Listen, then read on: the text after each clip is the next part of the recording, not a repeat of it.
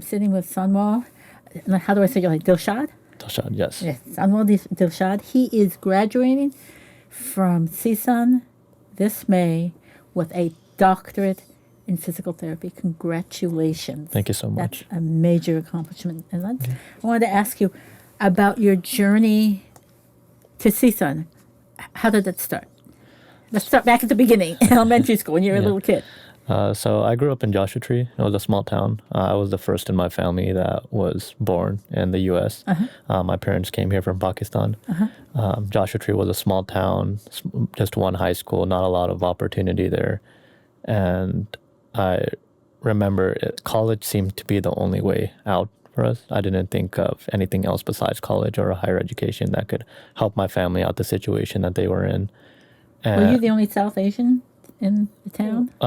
My sister and I were the only Pakistanis, and there must have been a sporadic few scattered around, but we were the only ones within our grades. So when I was a sophomore, that's when I started thinking about what I wanted to do with my life, what career I wanted to go into, and I just sort of made a criteria of things I wanted. I knew I wanted to be in a field in which I can manifest some of the qualities that my parents aimed to instill in me, such as care, compassion, and kindness. And I also wanted to be in a profession where I enjoyed being in and going to work every single day. And I just looked it up and I found physical therapy. And I had no experience with it, but I was quite incredulous at the idea of it because it just fit everything I wanted. And I liked the idea of going to work every single day, knowing that you're helping someone get better while still manifesting those traits that you want to, because I thought fulfillment was a big part of a job. So I got into Cal State Fullerton as a kinesiology major. I graduated in 4 years. Congratulations. Thank you so much. That's an accomplishment, let me tell you. Thank you. And then I ended up getting admission into CSUN and as the youngest member of our cohort, and I'll be graduating at 24 with the doctorates. Wow. It must have been hard. Your parents are immigrants, Yes. so that's already puts you on a different plane than everybody else in your community when you're a young person. Also, you didn't look like everybody else, or nearly everybody else. What was that experience? What was that experience like for you, and how did you learn from it? So I was born in 2000, so much of my upbringing was defined by the post 9/11 rhetoric, especially in that small town where we didn't have a lot of people that looked like us. Both myself and my family were subject to different periods of racism or xenophobia. I vividly remember a moment that I had when I had just graduated high school and I was physically harassed by someone, and it was just common. I didn't think too much of it, and now looking back at it, I realized that's not a common experience, or rather it shouldn't be. But I was just so used to it, and I realized much of who I am today is defined by those comments that were made or the perceptions that people had of me. People tell me that I tend to be a little taciturn or a little more reserved, and as I've gotten older, I've realized that I had a large part to play with it. And obviously, like being in LA, you're exposed to more cultures, people are more accepting, but you still have those moments. Like every so often, there's comments that are made, people say stuff. I remember even in my PT program, I remember in our first year, I was in the bathroom and I was referred to as a terrorist by a classmate of ours. And so I've accepted the fact that it's always going to be a part of who I am. And you can't change people's perceptions. All I can do is sort of just put my family in the best position to be supported and to take care of them. And if the world supports us, then that's great. But there's not much I can do to change their perceptions. And your sister, she going to college as well? Both of us were the first in our family to get our bachelor's. She's now working as an auditor in Irvine. Are they proud of you guys? Yes. I'm still trying to figure out that path to physical therapy. There are other fields. You could have been a teacher. Right. Why physical therapy? So like I said, it was an amalgamation of a lot of my interests.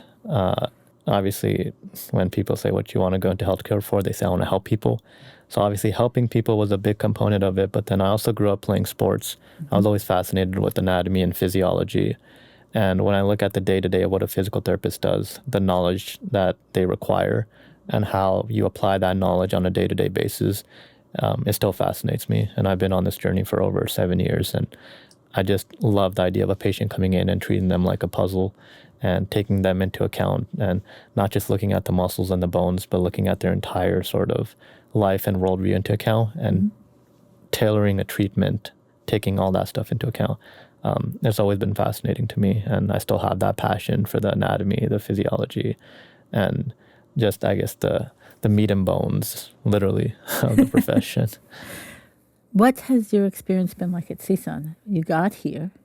I will say, I'm going to pat ourselves on the back. We have one of the best physical therapy programs in the state with the highest pass rates, which means it's also one of the most rigorous programs in the state. What was that experience like? So I attribute so much of my success and who I am today to being a CSUN student, the opportunities that they've given me, the scholarships, the grants, the networking opportunities. We have faculty, especially in the PT department, that are venerated across the state. And I'm even on some national student boards, and you go to these national conventions and you just airily bring up a professor's name and someone's like, oh, I know that person.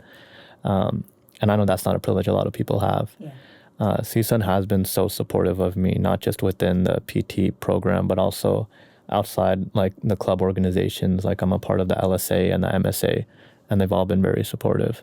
For people who aren't at CSUN, what are those organizations? So it's the Lebanese Student Association and the Muslim Student Association, and I've been a part of them, and they have both undergraduate and graduate students. And I've been more involved in graduate school than I ever have in undergrad. In undergrad, I was just studying, trying to get into a PT program. And then once I finally got in, I realized I don't have to devote that much time to studying. And obviously it came from just getting older and realizing a better way to study, more efficient way to study. And so I really took advantage of a lot of the resources CSUN had to offer, and I'm forever grateful for what they did. What does getting your doctorate in physical therapy entail? So it started off as a 4 years bachelor's program with the prerequisites to get into physical therapy school. And then the doctorate is a 3-year program, of which some of it is didactics, which just means classroom and lecture time, and then the other half is clinical time. So the CSUN DPT program, you do a year's worth of didactic work, and then you have a 6 to 12 week clinical at the end of it. So for right now, I'll graduate in May. I'll be done with my didactics, but we'll still have a 12-week rotation at the end of it. And then in October, we take our boards exam, and that allows us to officially be licensed and start working as a doctoral physical therapist. And when you're doing your clinical work, what does that entail? You're basically just working like a physical therapist. The progression from year 1 to year 3 is you have less and less dependency on your clinical instructor. So by the first year, you might be seeing 25% of the patients or seeing the 25% of the eval, while the physical therapist you're under is taking up most of the treatment. And then by the time you're third year, you're expected to just take on an entire course load and be an entry-level physical therapist. We have visions of physical therapists either from watching sports or movies, right, except for those of us who actually have gone to physical therapy. Yeah. What does that entail? It's not just sitting there moving a knee back and forth like on TV. Right. I mean, there is a negative perception of PT for people that haven't been there. They tend to think that it's boring or you're not doing much. But what we're doing is we are rehabilitating a patient and allowing them to reach their full potential. So that could mean someone that has a surgery from an ACL and they have a 12-week program or longer, and we help them get back to function or return to their sport. If there's a mother who has back pain from carrying her child, we take her in and we give her a plan to reduce her back pain and allow her to carry on her household duties. Or someone that had a work injury who wants to return to work, we cater a program to allow them to decrease their pain and treat their movements in a way that they won't re-injure themselves. So a lot of it is rehabilitation, but so much of it is just the education because it's not just about getting rid of the injury. It's about ensuring that it doesn't happen again and improving their quality of life by ensuring they can live to their maximal potential. During your time at CSUM, what were some of your favorite classes or professors or educational experiences? There's a lot that come to mind. Rick Katz is the president of the California Physical Therapy Association, and he's been a mentor for me since I was a first year. And right now we're taking him for professional practice, and it's the first time I actually have him in a classroom. But it's the California, it's called the CPTA. What they're trying to do is they're trying to change the California Practice Act and change the things that physical therapists are allowed to do. So they want to incorporate dry needling or ordering imaging, etc. And Rick Katz has been at the forefront of it. And it's really remarkable to be in that class right now and see exactly what's going on in legislation and what we're doing as a profession to allow that to happen, for us to have opportunity to do those things, to better provide support for our patients. And being the anatomist that I am, I've loved classes such as biomechanics and orthopedics. It's hard to learn all this stuff and realize there isn't, rather, it's hard to study orthopedics and anatomy and not feel just remarkable about how the human body operates.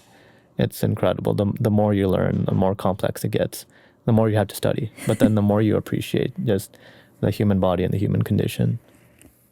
I think we take our bodies for granted, don't we? Right, we do. And that's something as a younger PT, a lot of patients tell me. They say, if I was your age, if I did this and this, I wouldn't be in this pain. So they start educating you about things you can be doing. Because we don't, we never really seek out help unless we're in pain, usually. Yeah. If we can just carry on throughout the day, then it's fine. And then there's the moment that you're not able to lift that container or pick up your child. That's when you come to physical therapy. I don't think we take the time to marvel at our ability to move our digits or to bend our wrists or anything like that. But you find that fascinating. Yeah, you're right. Just like picking up your finger, and it's the muscles involved in it and the neurological input that's being sent. Think about how quickly your brain processes it. It's happening in milliseconds. So for us, we think that it's a simultaneous reaction of just picking up your finger, but it's actually coming down from your brain and knowing that you made that decision to do it, traveling down those neurons and into your muscles and making that decision. Like I said, it's hard to study that, and now just to be remarkable at how incredible the body is and how much we take it for granted, like you said. When you're in an anatomy class, what is the one thing that just captures your imagination? I mean, this is CSUN. One doesn't think, you're talking about magic. Right. You're studying magic. Right. I say in our first semester, we actually had cadaver lab. So we would cut up bodies and look at all these muscles. And the first thing you realize is the variance in human bodies. And I think one of the coolest concepts we learned is like, no body is perfect. Someone's going to be missing this random muscle, random tendon, random bone. And from a clinician standpoint, you have to take that into account when you see a patient, because you can't just think that everyone has the same sort of schema of body that you've seen in a textbook.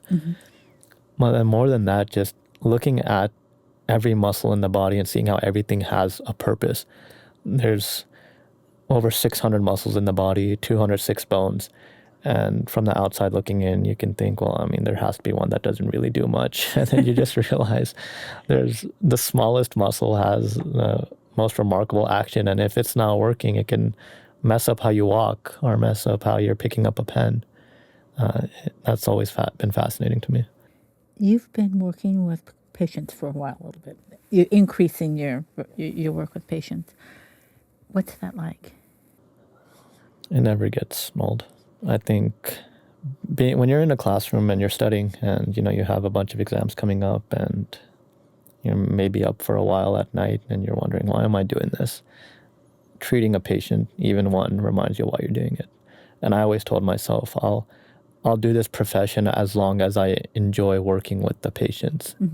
And no matter how difficult it gets, documentation stresses from life, when a patient comes in and they're not able to do something such as, pick up a kid or pick up a pen or maybe even walk if it's a stroke patient, and you're seeing them for an extended period of time, and by the end of that session, they're able to do the things that they came in for, and you had a part in it.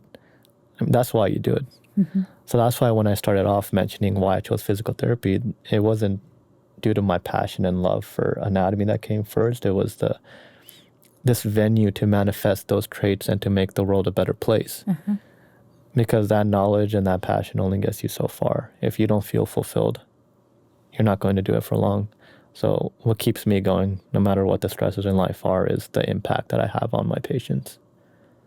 Where do you see yourself in about 10 years? That's a long time. But I have been reflecting on when I got into this program. I was 21 and I thought I had done growing up. I said, I'm 21, I got my bachelor's, there's not much growth to do.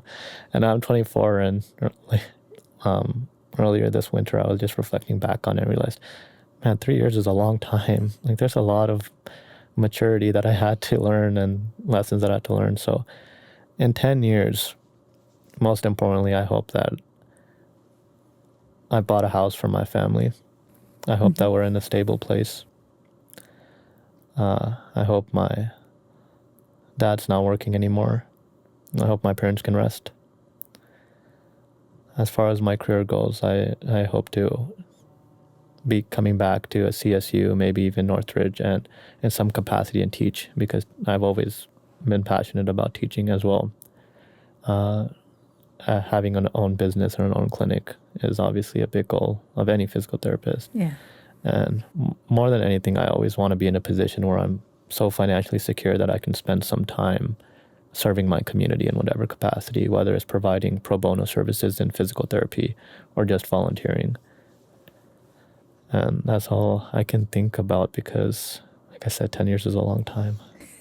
But you said you might want to come back and share your experience and knowledge with a new generation of physical therapists. You must have had a good experience here then. Yeah, I did, of course. Yeah, you're right. That is a testament to the experience you have. If you can want to go back to a place and give back to them, it just highlights what that place did for you. What is that thing, or can you name it at CSUN that just, because it's not hitting you just here. Right. It's hitting you here. Obviously, like I mentioned, there are pockets where, people are going to look at you differently. And I think the only thing that gets you through those moments or that gnawing feeling is being around people that support you. I've had classmates, professors, people around campus, this opportunity, right? Being able to share my story. The first time I ever really talked about my personal life was at the Dodgers Campanella Scholarship reception, because they required each recipient to give a speech. And I remember how difficult it was to just open up about my story. And it was the first time in my life that I did it. But it had so much positive reception to it. And people were telling me that they felt inspired by it, or they had similar stories. And that's what made me want to write an article such as that, which actually engendered from that moment, because someone came up to me saying they wanted to highlight my story. And the reception to that article was insane. I had dozens of people either in my life or just around the country on LinkedIn letting me know that they felt inspired, that they were glad I wrote it. CSUN offered the venue for me to do that. The support that I have, because it was very easy for someone to just shun that story or not even want it published, because it's not a comfortable thing to talk about, especially when you talk about, the system, the college system, the education system. So I look back at my 3 years at CSUN, and the one word that comes out is support. So they were there, and they didn't dissuade you, but encouraged you to write about your personal experience as someone who's often marginalized, Right. or stereotyped. Right. And You're Pakistani, yeah. And like I said, most people, they don't want to hear that. And they don't want to hear that it's happening, especially in a place like Los Angeles. it emboldened me. And it's never like when I go back and talk about that story that happened when I was a senior and when I had just graduated high school and I got assaulted, that's to me the biggest regret of my life. And it's still hard for me to talk about along with the rest of my story. So even doing this podcast, the conversation isn't what's difficult. It's telling my story and being so open. But I don't think I would have even begun to do this if it wasn't for the reception that I got from CSUN and all the people telling me that they felt inspired and they were glad the story was being told. Because I would have liked to hear a story similar to it growing up, and knowing that I'm in a position where I can do that for someone, a high school kid or a undergraduate kid that's being told by his counselors that he's not going to graduate and feel inspired by it. That's what keeps me going. What would you say to a young Sanwal who hopes to follow in your footsteps? Whatever's meant for you will happen. You can spend a lot of time studying, doing the work. You can inundate yourself and lose sleep, but remember to enjoy the moments. Don't lose sight of the butterflies. Don't miss the sunset. Go out for coffee with your friends. Spend that extra 5 minutes with your mother on the call. I spent a lot of my undergraduate just drowning myself in work. And I think about all the opportunities that passed by, all the butterflies that passed by. Everything's going to work out. It doesn't seem like it, but it will. You're getting your doctorate in physical therapy, which is academically much more demanding, much more physically and mentally and emotionally demanding to get your doctorate. In the 3 years, and yet you had more time, you set aside more time to watch the butterflies. Right. And whenever I'm talking to pre-PT students or undergraduate students, I tell them that, and they don't believe me. But, you know, when I was an undergraduate, I came with the mindset of going 100% in. I graduated with a 4.0 because I was studying tirelessly every single day, every single night, wasn't giving myself the breaks. I sacrificed a lot of time from friends and family because I knew I wanted to get into PT school. And I got into PT school and I reflected back on it. And I thought to myself, well, was that 1 hour of time that I spent studying rather than just talking to a friend amounting to much more on the exam the next day? If you've been studying aimlessly for 2 weeks, there's not much you can do the night before that's going to help you. And it is remarkable to think about. I've had so much more time in this DPT program, so many more experiences, as rigorous as it's been, as difficult as it's been. I've put my values first. I think that's where it really comes down to. Do you think it made you a better student and a better physical therapist because you were able to balance? 100%. Especially when you're in a profession where you're dealing with people. You're not going to learn about people by being in the books. You have to meet people. You have to interact with people. You have to learn about your patients, take on these opportunities. You know, you can be in the books. It's called being book smart, right? You know every single value, you know every single vocabulary term, and it comes time to actually implement it. And you have all this knowledge in your brain, but you can't implement it. You can't apply it. I think that knowledge comes from these opportunities that you seek, from the people that you talk to, the people that you meet. Wow. You can be a great teacher. You can be a great teacher. So immediately, what's next? So you have your final clinical. So we have our exit exam for our program. That's coming up in May. And then we have our graduation in May, 12-week rotation, study for the boards until October, take the boards in October, hopefully pass, and then start working as a physical therapist. Excited? Yeah, excited. Also, it's been a long journey, so it's strange to know that everything that I've been working for the last 7 or so years is coming to fruition so quickly. Someone would say it's nearly a decade. Yeah, it is. Thank you so much, Sanwal, for talking to me and joining us today. I truly appreciate hearing your story. Thank you. It's an honor. Thank you so much.